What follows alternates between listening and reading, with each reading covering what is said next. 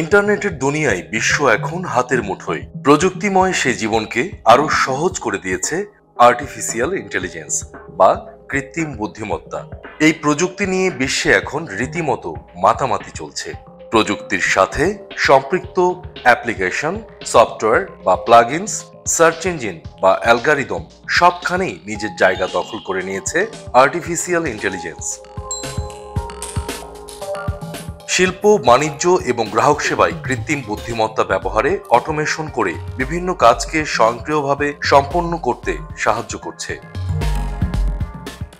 Digital বিজ্ঞাপন বা মার্কেটিংয়ে AI ব্যবহারকারীদের ও গ্রাহকদের আচরণ পর্যবেক্ষণ করে তার কাছে প্রচারণা চালাচ্ছে।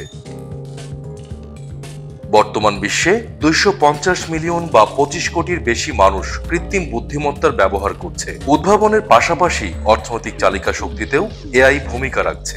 PwC.com এ প্রকাশিত এক্সপ্লয়টিং দ্য এআই রেভলিউশনের তথ্যানুযায়ী 2030 সালের মধ্যে এআই বিশ্বের জিডিপিতে $15.7 ট্রিলিয়ন যোগ করবে। গেটসনোট.com এ লেখা প্রযুক্তিবিদ বিল গেটসের মতে এআই শুধু প্রযুক্তিগত খাতেই নয়, যে কোনো নতুন উদ্ভাবনে গতি আনবে। বিজ্ঞান, মহাকাশ গবেষণা, শিক্ষা, চিকিৎসা, কৃষি, জলবায়ু, মানব জীবন ও বিশ্বের সাথে সম্পৃক্ত কোনো কিছুই এআই এর বাইরে থাকবে না।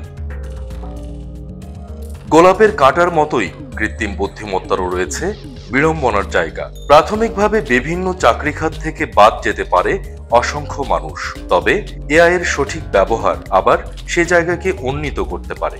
অথরিটি হ্যাকার পোর্টালের পরিসংখ্যান বলছে 2025 সালের মধ্যে এআই এর কারণে চাকরি হারাতে পারে 85 মিলিয়ন বা 8.5 কোটি মানুষ। তবে আবার নতুনভাবে প্রায় 10 কোটি মানুষের জন্য নতুন চাকরি খাত তৈরি করবে এআই।